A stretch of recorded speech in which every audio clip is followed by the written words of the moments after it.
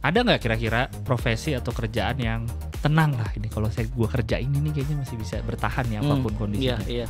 Di saat orang lain lagi terpuruk gitu ya. Iya. Nah ini bisnis yang benar-benar anti krisis karena melewati beberapa fase-fase yang sedang kritis dan dia masih bisa survive bahkan bisa grow.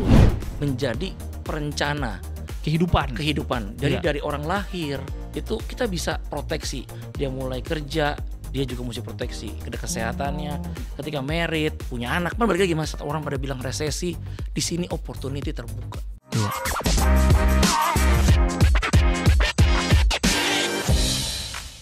Halo Bala Duit, kembali lagi di program Do It bersama saya Gilang Baskara. Program yang membahas soal keuangan, investasi, dan proteksi. Tepuk tangan dulu semuanya. Berapa bulan lagi nih, dalam hitungan bulan bahkan tidak terasa sudah mau 2023 lagi. Bagaimana resolusi Anda semua? Pasti tidak ada yang terlaksana, saya jamin. Dan katanya 2023 ini kan yang bikin orang-orang pada kayak agak takut lagi nih. Karena habis dari pandemi yang sekarang juga sebenarnya belum selesai banget, mau ada katanya resesi ekonomi yang sebenarnya juga orang nggak banyak yang ngerti juga gitu sebenarnya apa nih resesi ekonomi ini. Yang katanya kita sekarang harus mulai berhemat karena katanya nanti bakal ada banyak PHK segala macam kayak gitu. Jadi untuk kalian dari sekarang tolonglah mulai mengurangi beli-beli barang yang pembenaran aja Anda butuh. Contohnya saya lihat tuh yang lagi rame adalah termos itu tuh. Saya tidak mau menyebut merek, depannya C pokoknya. Termos yang katanya anak-anak kantoran nih pada pakai semua, yang katanya nahan es batu 25 jam. Buat apa kalian bawa es batu 25 jam ke kantor? Emang dalamnya apa? Kulkas daging itu, nyimpen lama-lama? Enggak, itu tolong mulai dikurangi beli-beli yang kayak gitunya ya. Karena nggak bisa diduga nih apa yang akan terjadi 2023 nanti nih. Kalau emang beneran resesi, terus gimana? Terus kerjaan Anda gimana? Nah, terus gimana nih kerjaan yang kira-kira paling aman lah resikonya atau bisa untuk menghadapi rintangan-rintangan resesi dan hal tak terduga di masa depan. Nah, untuk membahas itu saya sudah bersama narasumber saya. Ada Mas Andreas Gunawan, Chief Agency Officer General Agency Manulife Indonesia. Halo. Apa kabar Mas Andreas? Baik. Tepuk tangan dulu dong buat Mas Andreas dong. Iya. Tapi sebelum kita mulai ngobrol Mas, mau mengingatin dulu buat Bala Duit untuk nih channel YouTube Manulife Indonesia nih di subscribe, di follow gitu ya, di share video ini untuk orang-orang biar pada tahu teman-teman kalian tuh ya, biar nggak pada belanja mulu. Mas Andreas, tadi kan katanya nih ada resesi di tahun depan yang berapa bulan lagi ini. Betul. Yang katanya PHK segala macam, saya juga sebenarnya kurang ngerti sih. Tapi paling nggak apa nih harusnya nih yang kita siapkan? Apa deg-degan? Apa nunggu kejadian dulu? Apa nih yang bisa disiapin dari sekarang sebenarnya? Iya. Sebenarnya isu ini emang lagi santer juga nih, bilang nih, ya. Resesi, ada beberapa informasi juga di beberapa negara sudah mulai. Benar nggak? Iya. Ya kan? Jadi itu juga mengimbas bahwa ada tingkat juga orang waspada gitu kan. Dan mungkin beberapa pemimpin negara juga menyampaikan hal yang sama. Jadi efek dari pandemi kemarin memang berimbas kepada efek ekonomi ya, resesi kita. Dan tahun depan mungkin lebih banyak lagi yang terimbas. Kalau PHK Mas, dari beberapa yang lalu juga sudah kita dengar ya kan, dari startup beberapa udah mulai ya, ada layoff. Tapi memang itu demikian keadaannya. Ya, tapi apa yang bisa kita rubah itu menjadi kuncinya. Respon kita menjadi kuncinya. Karena kalau dari zaman dulu kan, kalau ibarat ini it's up to us ya kan, bagaimana menyikapi keadaan ini gitu. Jadi ya tergantung masing-masing juga nih. Tadi yang Mas Gilang juga kan sampaikan, lu mesti hati-hati atur segala macam gitu kan. Salah satunya. Tapi ada cara lain juga kan sebenarnya bagaimana kita bisa survive. Gitu kan. Iya. Yang jadi salah satu concern juga pas tiba-tiba pandemi kemarin kan juga nggak ada yang nyangka kan Mas, kok ada pandemi gitu di zaman sekarang yang kita nggak boleh keluar rumah segala macam, adalah masalah pekerjaan. Betul. Yang di layoff banyak, yang gajinya dikurangin banyak. Mungkin dia masih ada kerjaannya tapi gajinya dipotong 70% atau berapa puluh persen gitu. Betul. Karena untuk perusahaannya juga survive gitu. Benar. Nah, untuk menghadapi yang gitu-gitu lagi nih, kan kita nggak tahu resesi kayak apa bentuknya nih nanti. Ada nggak kira-kira profesi atau kerjaan yang minimal, ya mungkin aman banget mungkin enggak ya, nggak ada yang aman 100%, tapi minimal lebih tenang lah ini kalau gue kerja ini nih kayaknya masih bisa bertahan ya apapun kondisinya. Ya sebenarnya gini, ya kita belajar di pandemi kemarin ya kan, banyak sekali kejadian dan saya selalu seneng gitu ya, ada suatu quotes ya, when there is like difficulties, it lies opportunities. Ya kan, itu Albert Einstein kan ngomong gitu kan. Jadi setiap kesukaran pasti ada kesempatan, setiap kesulitan pasti ada kesempatan. Jadi bagaimana kita membuat kesempatan ini, kita bisa kayak zaman dulu banyak orang yang jual-jualan sendiri kan, Mas. Ya tentu ada modal. Ya kan, kita bisa jual jasa juga, artinya ada beberapa hal yang punya jasa tertentu kan. Kalau di Manulife Indonesia tentunya kita bicara sebagai profesi untuk financial planning, ya kan, life planner, menjadi seorang life planner. Nah itu menjadi suatu juga solusi, gitu kan, karena saat-saat kemarin pandemi itu kan banyak sekali orang worry, terutama kesehatan, Mas. Ya kan, terus kejadian kalau ada apa-apa, siapa yang bisa mengcover anak istri, gitu kan, keluarga yang ditinggalkan. Jadi ini menjadi suatu solusi buat masyarakat Indonesia, gitu. Jadi ini salah satu profesi nih, salah satu, selain orang pada mau jual-jual yang tadi ya, jual-jual A lah B lah segala macam kan dilakuin kan ketika pandemi kemarin, gitu. Oh jadi yang tadi apa, life planner itu? Iya, life planner bisa jadi salah satu solusi. Kenapa? Karena yang saat yang tadi saya bilang, ketika orang bilang pandemi udah berakhir, tapi ada yang masih worry juga kan. Indonesia masih pada pakai masker nih, Mas, di indoor. Di luar emang udah enggak. Tapi masih ada yang bilang versi yang baru-baru lah ya kan. Ya kan? Tapi ya that's why tetap bagaimana kita menjadi seorang life planner yang benar-benar memberikan solusi untuk masyarakat Indonesia. Kalau life planner gitu, misalkan ya kerjaan life planner, tapi kalau misalkan nggak boleh keluar rumah lagi, tetap bisa kerja itu, Mas? Bisa. Bisa. Justru terbukti kan kemarin. Saat mungkin bisnis yang lain sedang lesu, insurance bisnis itu bisa bertumbuh, gitu. Terutama ya ibarat kayak contoh ya di bisnis Manulife ya. Saya megang satu general agency di 2021 kita growth-nya tuh luar biasa, Mas. Oh gitu. Malah growth-nya tinggi. Growth. Gitu loh. Di saat orang lain lagi terpuruk gitu ya. Nah, ini bisnis yang benar-benar ibarat bisa bilang kayak anti resesi, anti krisis. Karena melewati beberapa fase-fase yang sedang kritis gitu loh. Dan dia masih bisa survive, bahkan bisa growing. Nah itu pasti bala duit juga bingung, kok bisa gitu kerjaan ini malah growth di saat yang lain kan misalnya susah ketemuan ya kan. Sekarang kan banyak, Mas, kita bisa jual, bisa live, bisa virtual ya kan, bisa, itu bisa juga, non face to face namanya gitu. Itu bisa gitu. Kita bisa melakukan yang paling penting adalah kalau sekarang lebih gampang, udah mulai terbuka, udah banyak ketemu orang. Bisa ketemu Kalau dulu dulu karena kita mesti non face to face seperti itu. Tapi sekarang lebih gampang, Mas. Berarti di 2021 aja yang mobilitas juga masih cukup dibatasi saat itu kan, bisa growth ya. Apalagi saat sekarang yang udah mulai bisa ketemuan langsung.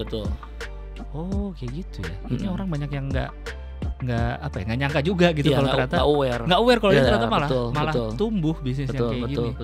Kayak gitu ya.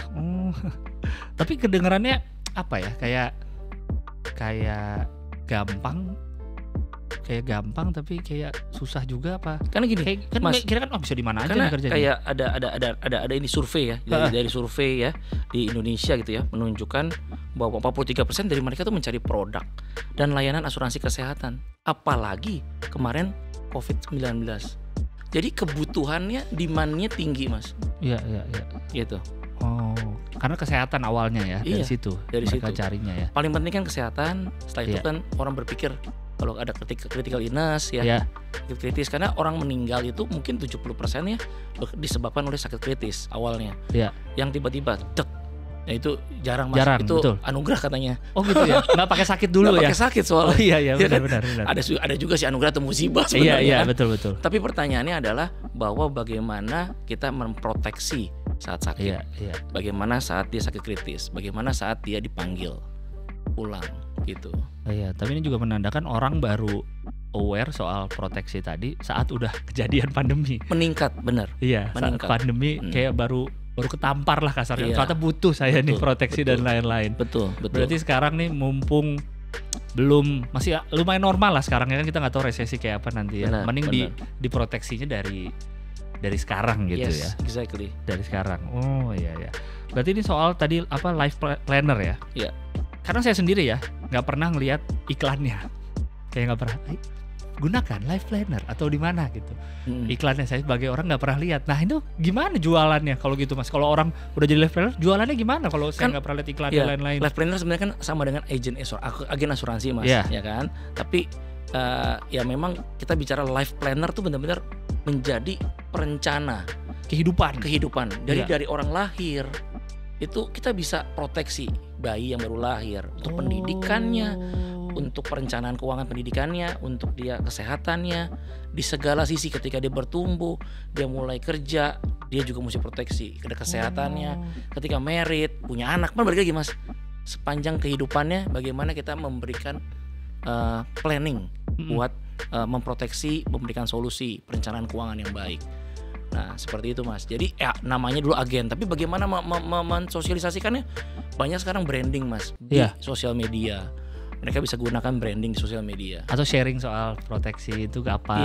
Ini. Bisa jadi ya sharing mengenai historical, apa artinya kita membayar klaim, kan nasabahnya, ya kan ada beberapa, ada artis juga Mas, bahkan ada yang kasih anaknya di rumah sakit ya dia langsung posting di Manulife ID, buat terima kasih Manulife kayak gitu loh, gitu sama terima kasih agennya gitu ya, life plannernya yang bantu. Nah itu kan part of bagaimana dia memberikan branding informasi, bu nih saya life planner bisa membantu. Gitu kira-kira. Di zaman sosial media gini bisa macam-macam cara ya untuk mempromosikan jasa ini. Dan amat sangat sering Mas. Orang, saya sering dengar sama agen saya ya, sama life planner ini, mereka tuh dikontak sama teman-temannya yang ya ibarat ya dia followersnya atau apapun itu juga ya, mesti temannya dia kontak nanya lebih lanjut gitu loh. Karena dia penasaran dengan apa yang dia posting kan. Mungkin bukti klaimnya, dia bantu siapa, atau produk-produknya yang dia sampaikan kayak gitu. Berarti bukan sekedar proteksi kesehatan aja titik, enggak ya? Apalagi kayak tadi bisa dari lahir aja, misalnya kita baru punya anak langsung diatur tuh. Ini nanti kuliahnya gimana, sekolahnya gimana, udah langsung diatur dari lahir bisa. Iya. That's why namanya kita life planner. Planner ya. Iya. Kita awalin life planner gitu. Iya, karena itu namanya lebih tepat tuh life planner. Daripada cuma bilang agen. Kayak agen distributor Mas. Iya benar. Agen apa tuh? Agen gas ya kan ya. Air mineral, air mineral ya. Berarti ini semua mencakup keseluruhan yang buat cuma kesehatan aja ya, bisa pendidikan segala macam ya. Iya, bisa. Iya. Tapi tetap kesehatan utama, karena kalau nggak sehat ya lain-lainnya kena, jadi repot ya. Repot benar. Nah, untuk orang yang baru mau misalnya nih Mas, dia tertarik nih denger barusan terus kayaknya bisa juga nih jadi life planner. Apa yang harus dimiliki sama dia nih untuk bisa menjadi seorang life planner yang baik? Kalau buat saya cuma satu, bicara tekad dia untuk sukses sih. Tekad dia. Karena gini, life planner kan udah pekerjaan mulia. Kalau dibilang ya kan kita bantu loh. Bantu orang, iya. Kenapa bantu? Dibilang gini. Misalnya contoh ya, Mas Gilang misalnya beli buat polis ya kan, buat polis saya bilang ya. Lalu taruhlah preminya 1 juta lah per bulan. Oke. Terus tiba-tiba kejadian sakit aja kan. Sakit itu kalau di demam berdarah tuh berapa Mas? Misalnya orang DBD aja gitu, dirawat di rumah sakit 5 hari. Itu 20 juta ada nggak Mas? Ada mungkin. Kalau yang kamarnya sendiri yang enak. Setahu saya gitu kan, kurang lebih 20-an, 25 kadang-kadang ya kan. Nah, Mas, kalau dibandingkan dengan ibarat kita yang kita bayarkan, tapi ketika kejadian yang tadi musibah, amit-amit nggak ada yang tahu kan, betul. Yang namanya sakit, nah berarti kan bisa terlindungin. Jadi kita lebih safe, ya kan, lebih nyaman gitu kan, dan itu membantu kan berarti kan. Bantu. Nah, satu tadi saya bilang kenapa kita udah membantu, udah jadi noble bisnis, tapi kita mesti punya tekad. Karena masyarakat Indonesia nggak semuanya ini tiba-tiba melek mata Mas. Gue telepon agen asuransi mau beli, itu pasti malamnya mimpi buruk, kan, ya kan? Ya, jadi dia langsung tiba-tiba telepon. Jadi jarang Mas. Jadi perlu kita yang approach. Life planner itu perlu tekad untuk dia sukses. Perlu keinginan yang kuat gitu. Sebenarnya kuncinya di sana. Kunci itu aja sebenarnya. Keinginan yang kuat untuk dia sukses, dan bukan cuma sukses Mas. Dia bisa membantu banyak keluarga Indonesia. Otomatis Mas. Kalau kita pernah dengar seorang life planner bantu orang klaim apalagi meninggal Mas, itu beda Mas. Kenapa? Karena kita merasakan. Kan kita nggak bisa menggantikan orang yang ditinggal, ibarat orang yang meninggal ya kan. Tapi kan itu penting Mas, suatu uang pertanggungan untuk keluarga yang ditinggalkan. Iya kan? Ya itu makanya saya bilang perlu tekad yang kuat untuk menjadi seorang life planner. Jadi gampang nggak Mas? Nggak pakai modal. Benar juga ya, tekad. Ini mah gimana tekad? Apa mental lah dari diri Iya, sendiri ya. iya. Mau nggak sukses, mau nggak bantu orang. Iya, karena di sini unlimited income. Nggak ada yang bilang, Mas Gilang, udah kebanyakan duitnya, nggak usah jualan lagi, nggak usah rekrut orang lagi. Nggak ada yang bilang gitu. Nggak ada ya. Ayo kamu tambah terus besar ya. Terus ya. Iya. Sombong banget sih kalau ada orang, udah kebanyakan uang saya, udah saya nggak mau nyari orang lagi. Iya. Oh ya masalah di tekad aja, udah ya itu aja Iya, yang modalnya sebenarnya iya. ya. Bener. Oh, bisa gitu ya. Iya, karena tadi yang saya bilang, kalau orang bilang sulit, ya kan? Ya jadinya kan sulit, ya kan? Kalau dia berpikirnya misal sesuatu yang tadi dia membantu orang banyak, itu beda loh. Kalau saya udah datang ke Mas Gilang, terus Mas Gilangnya nggak mau, sebenarnya Mas Gilangnya nggak mau dibantu. Setuju pas setuju? Bener nggak? Saya udah tawarin nih, Iya. ya kan? Ini kan sesuatu yang membantu Mas Gilang kan? Iya. Mas Gilang nggak mau, berarti kan Mas Gilang yang nggak mau dibantu. Suatu saat bisa jadi, wah nyesel ya. Waktu itu kok nggak gue Iya, gitu kira-kira gitu. Berarti bukan salah si life plannernya kalau orangnya nggak mau kan? Iya. Orang kan dia udah jelasin. Tapi kita perlu tetap mencoba, tetap mencoba, tetap edukasi. Iya.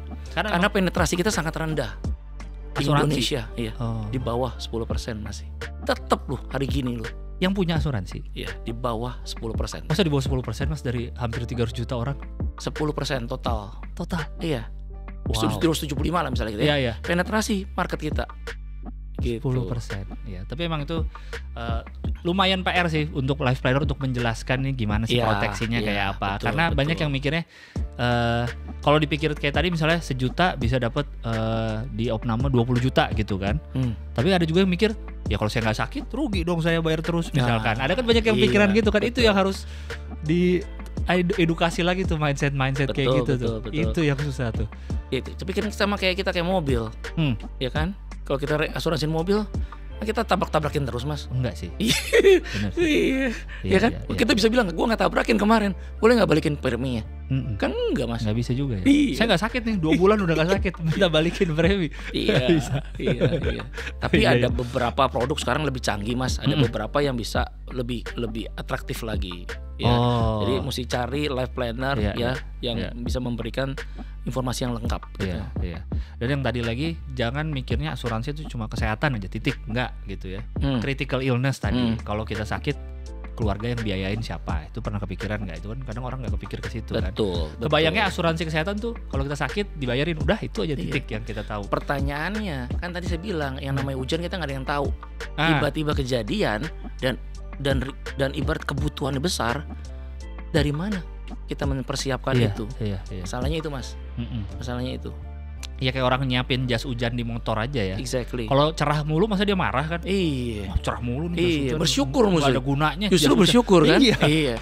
Sama kalau kita nggak sakit justru kita bersyukur. Bersyukur udah. Karena yang tadi saya bilang, Mas, kayak kemarin.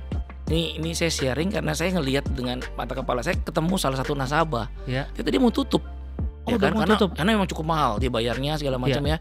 Dia mau tutup dan dia nggak sakit atau gimana? Belum sakit. Oh, belum sakit juga. Tapi begitu pas kejadian dia akhirnya perpanjang, dia terus bayarin renewalnya. Saya coba encourage bareng sama si life planner ini.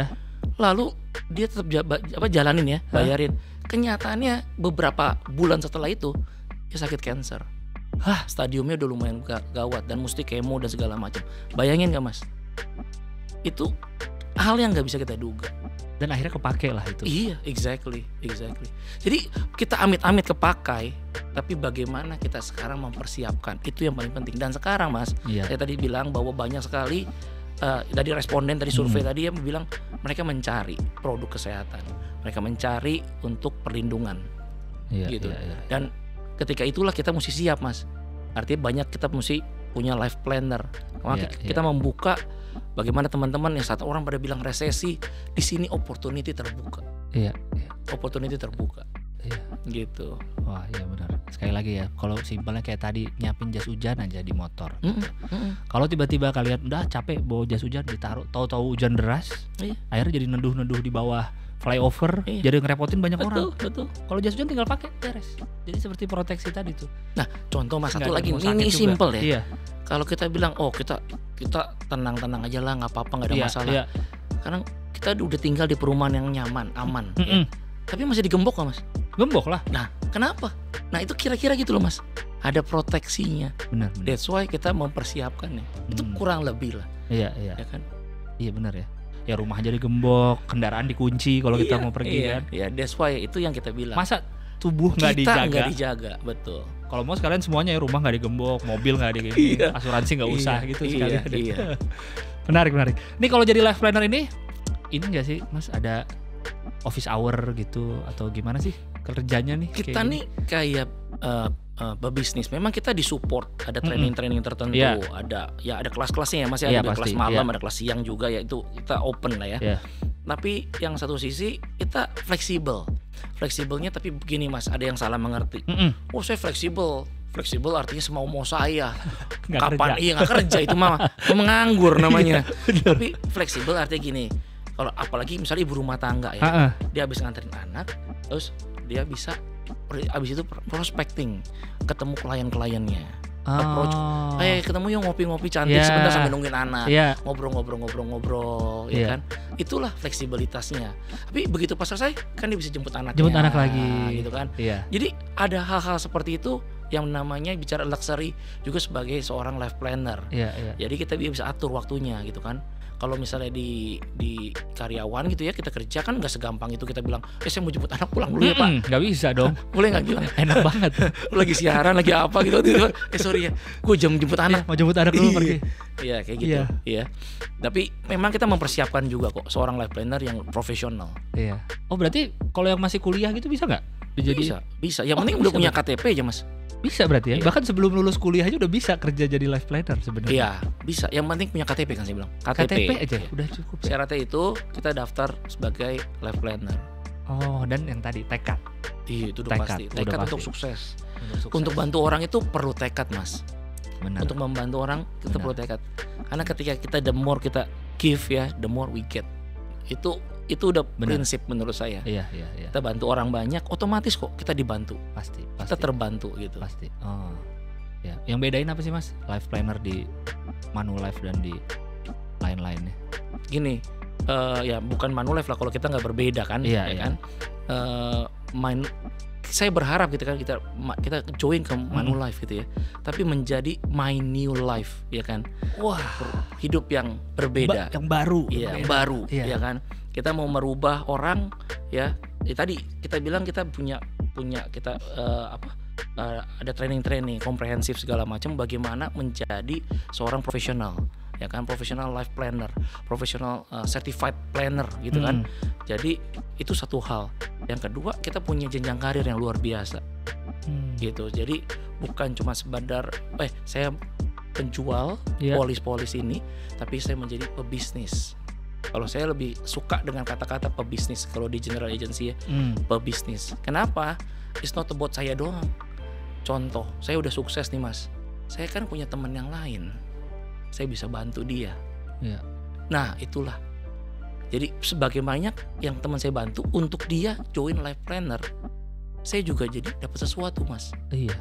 Itu yang namanya saya bilang jenjang karir. Bisa jadi business manager, business director. Iya, semuanya sama-sama diuntungkan ya. Betul. Kenapa? Karena dibantu kan. Iya.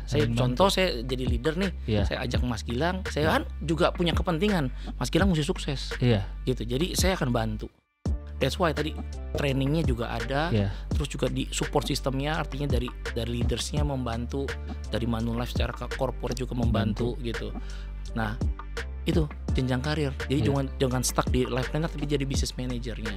Jadi business director. Oke. Itu. Jadi intinya majunya bersama ya. Nggak sendiri-sendiri ini. Betul. Bareng-bareng. Karena udah ada kompensasi kita the best di market. Saya bilang salah satu yang terbaik di market, salah satu yang terbaik, sehingga memungkinkan tadi memberikan jenjang karir yang sangat luar biasa. Iya. Gitu. Oke. Seru sekali nih obrolan ini. Semoga dari tadi ini bisa membuka mata nih obrolan dari Mas Andreas nih tentang profesi life planner dan makin siap lah menghadapi apapun yang akan terjadi, mau resesi mau apapun yang akan kejadian di masa mendatang nih akan lebih siap gitu menghadapinya. Mas Andreas terima kasih banyak ya. Sama-sama atas info-infonya. Sama-sama. Ya, harusnya kalian tercerahkan karena saya aja tercerahkan nih, apalagi kalian yang sini langsung ya. langsung mau diajak jalan-jalan saya. Iya. Untuk Bala Duit jangan lupa kalau ingin bertanya nih atau ngasih topik atau apa lah ya tentang dunia keuangan, investasi, proteksi, bisa langsung ke Twitter dan Instagramnya @duit_metro_tv. Dan jangan lupa juga ini video ini di-share sebanyak-banyaknya ke teman-temannya.